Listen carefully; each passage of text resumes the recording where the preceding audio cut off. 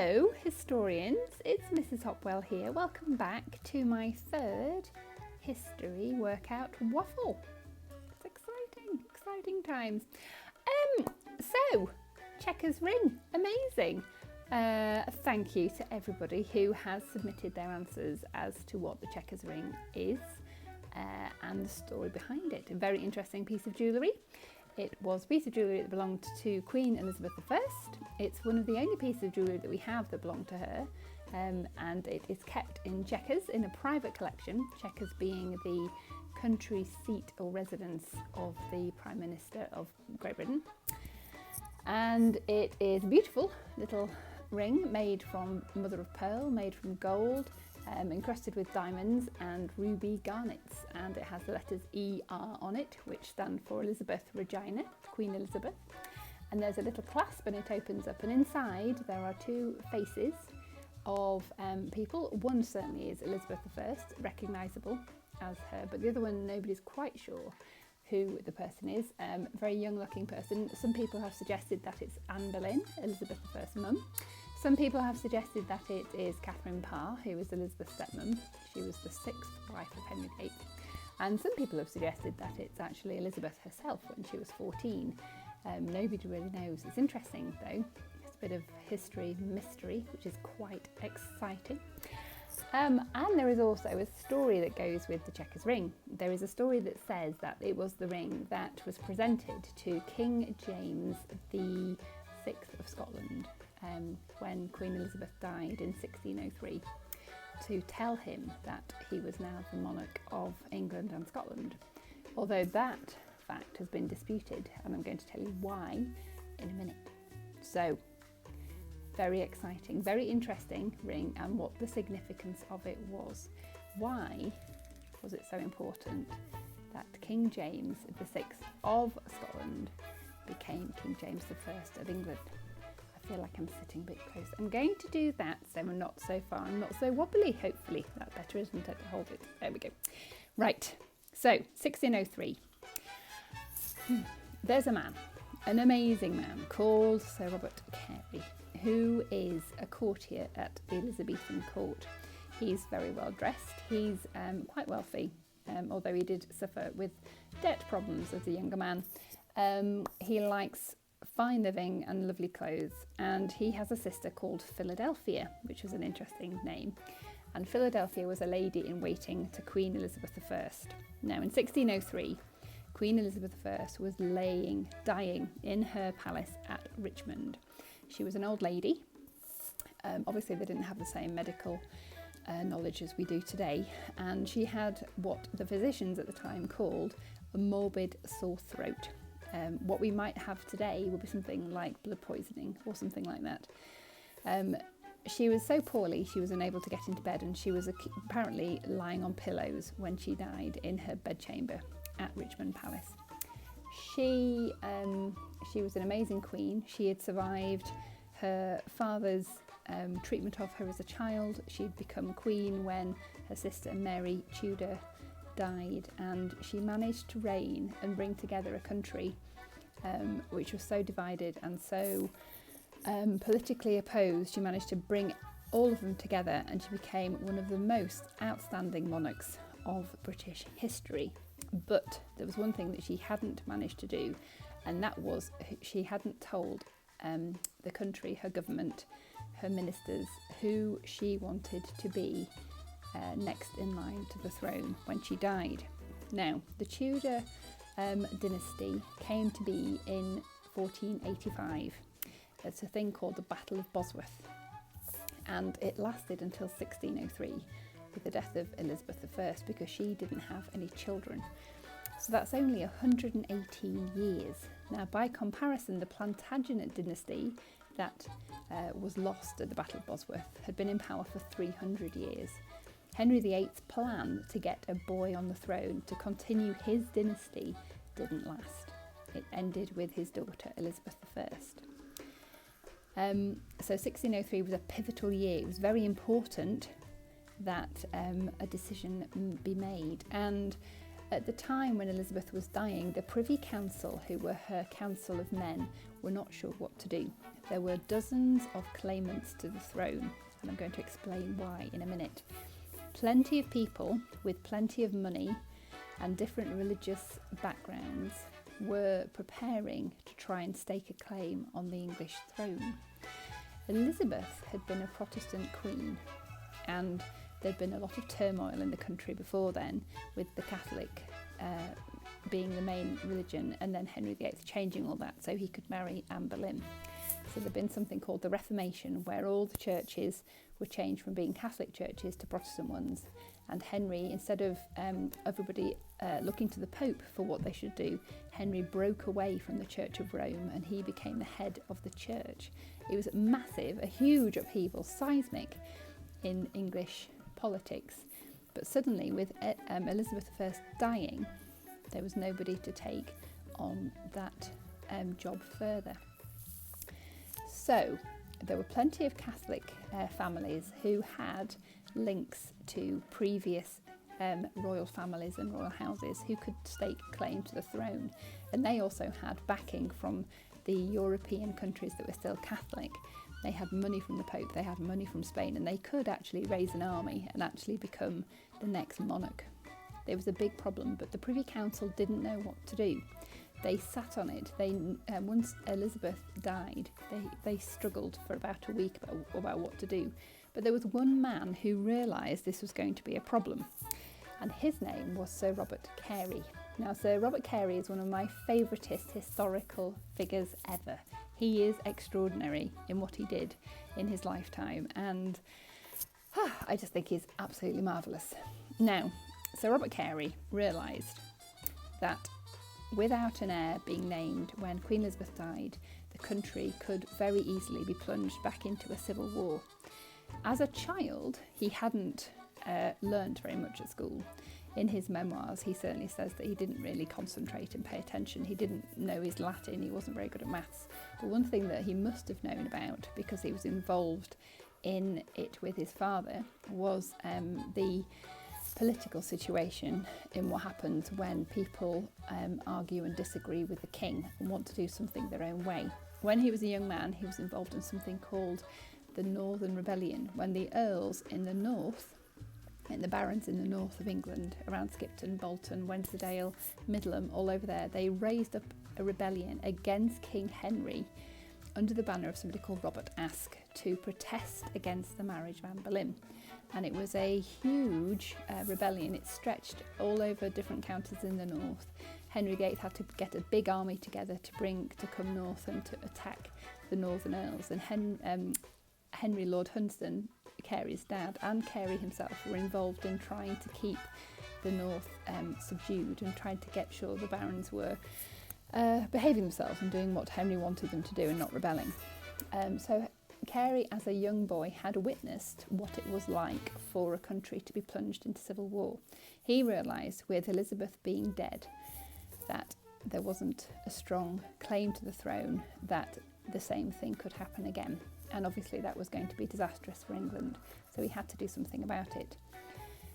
At the time of Elizabeth dying, he was aware that she was very ill.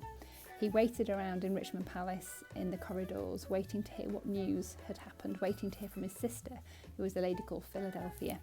She was married to Lord Scrope, who lived at Bolton Castle, and Philadelphia was one of Elizabeth I's ladies in waiting. He waited to hear from his sister to see whether or not the Queen had died and whether or not they had a plan which would work, which would mean that Carey could try and escape Richmond and ride north. But there was no news. So he went home, he went back to his lodgings and he sort of went to bed, and he was woken up in the middle of the night with a messenger who told him that the Queen had died. So Carey went back to Richmond Palace to try and find his sister. He was refused admittance by the Privy Council, who were the people who looked after the Queen. And then he was told that the Queen was still alive, and he knew that that wasn't the case. His sister managed to get to him a ring, which he gave to Carey, and then Carey managed to evade capture and arrest from the Privy Council, and he got on his horse and he rode from London to Doncaster in the first night, and then from Doncaster up to a place called Norham, which is on the border with Berwick, up near Scotland. He had to get to Scotland as soon as he could, because he had to go and tell King James that he was next in line to the throne. He didn't have permission from the Privy Council, and this was going to cause a bit of problem. Outside Norham, on the second day of his travelling, his horse tripped and fell down a hole and threw him off the horse, and then the horse kicked Sir Robert Carey in the head, and it caused him a lot of pain. I think he was very ill, lots of bleeding, and it was all quite bad, but he managed to get back on the horse, and he managed to get to Edinburgh in time to tell the news to the king. The king had gone to bed. They got the king up. They carried Sir Robert Carey up the stairs into the room where the king was, and he got down on one knee and he presented the king with the queen's ring. Now, it wasn't the Chequers ring, it was a ring that had sapphires in it. It was blue, had blue gems in it. And he presented it to the king and said, "You are now the King of England, the King of Scotland, Ireland, Wales and France." And King James was, well, to say he was delighted would probably be, an understatement. He was very pleased. He'd been waiting for it for a long time, but he was very grateful to Carey for doing that, because he realised that Carey had gone off without permission. So once King James was in possession of this ring, and once he'd been told the news that he was the king, he was then able to go down to London and he was able to become monarch. Now, Carey was aware that there were lots and lots of different claimants to the English throne who would have been vying for the power base, vying for Queen Elizabeth's empty throne. A lot of them were Catholics, a lot of them were families from way back, and that is what I'm going to talk to you today about the Wars of the Roses and how the Tudors came to be on the throne in 1485, and how it was so important for Robert Carey to make sure that the Civil War, that the War of the Roses had only really sort of finished 100 years ago, didn't happen again. And because of his bravery and his decision to act, we ended up with a smooth transition from Elizabeth I to James I, or James VI of Scotland. The War of the Roses is complicated. I've tried to create a PowerPoint, which I'm now going to share with you, explaining who and who and who and who and who did what and who's where. It's complicated, so buckle up. Are you ready? It's very interesting. I shall turn this off and then I shall commence with the War of the Roses lesson. So why did Sir Robert Carey ride as fast as he could up to Scotland in 1603? Well, it all starts with Edward II. Here he is.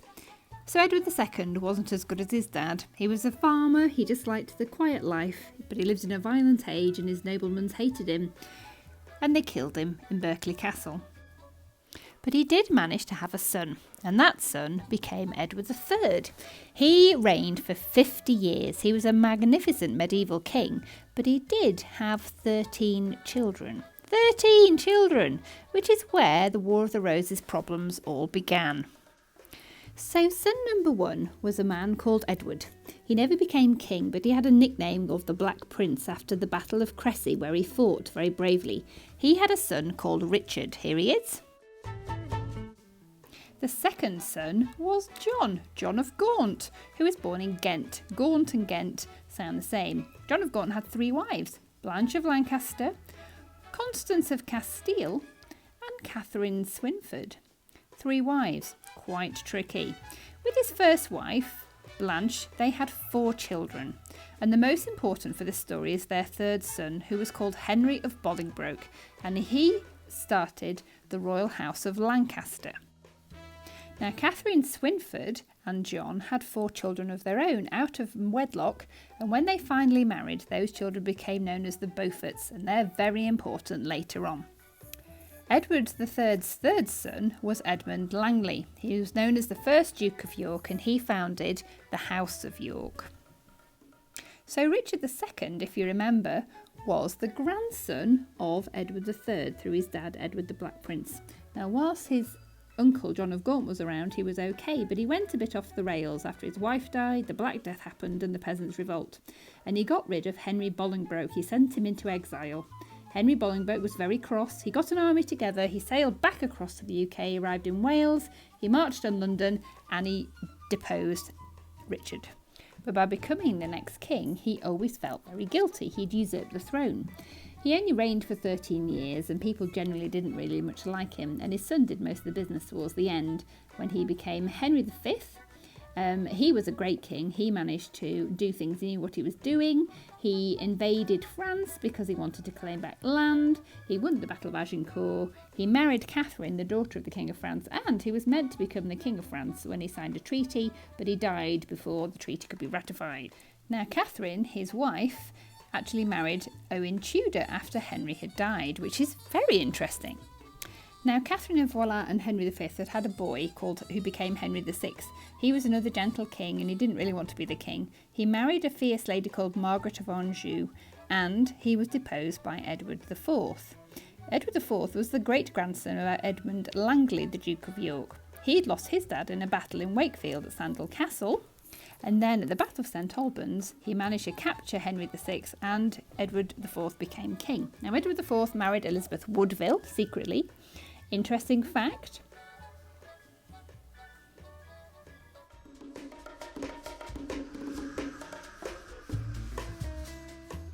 George, Duke of Clarence, was the brother of Edward, and he was quite annoying, so eventually he died in a barrel of wine. And then we have Richard, who became Richard III. Now, he was responsible for the disappearance of his brother's children, his nephews, who became known as the Princes in the Tower. And ultimately, his reign finished in 1485 because of this woman, Margaret Beaufort, who looks a bit scary. She was the great-great-granddaughter of Catherine Swynford. She'd married Edward Tudor, who was related to Owen Tudor, and she'd had a son called Henry Tudor, and he met Richard III in 1485 at the Battle of Bosworth. And that is where the Tudor dynasty began. So Henry VII won the Battle of Bosworth. He marries Elizabeth of York, who's the daughter of Edward IV and Elizabeth Woodville. They have 2 sons and a daughter together. But of course, we know the most important out of those was Henry VIII. He was a bully. He had 6 wives, 3 children, but none of those children had children. So the Tudor dynasty ends. And we have James VI of Scotland becoming James I of England. He was really the only claim to the throne of England, but because of all the families involved in the War of the Roses, it could have been very different. Thanks to this man, however, Sir Robert Carey, it wasn't. His grandma was Mary Boleyn. His grandpa was probably Henry VIII. He was Elizabeth I's cousin, and he realised something needed to be done. Here is an extract from the memoirs that he wrote, and they were published in 1808. I was quickly let in and carried up to the King's chamber. I kneeled by him and saluted him by his title of England, Scotland, France and Ireland. He gave me his hand to kiss and bade me welcome. So that is the War of the Roses. It's insanely complicated and doesn't make any sense at all, but people just ended up having a big fallout. It was a big family fallout, and everybody had children, and those children blamed each other, and it was all just a bit of a mess. Thankfully though, Sir Robert Carey came and sorted it out with a ring, but not the Chequers ring, probably a sapphire ring instead. I'm not going to set a quiz this week because it's too complicated, but if you want to write down one fact and tell me what it is that you did not know before, that would be great. I hope you have enjoyed this week's History Workout Waffle. Next week, we are going to look at this question. How did an oak tree save the monarchy? Exciting. I'll see you then. Goodbye, historians. Have a good week. Bye.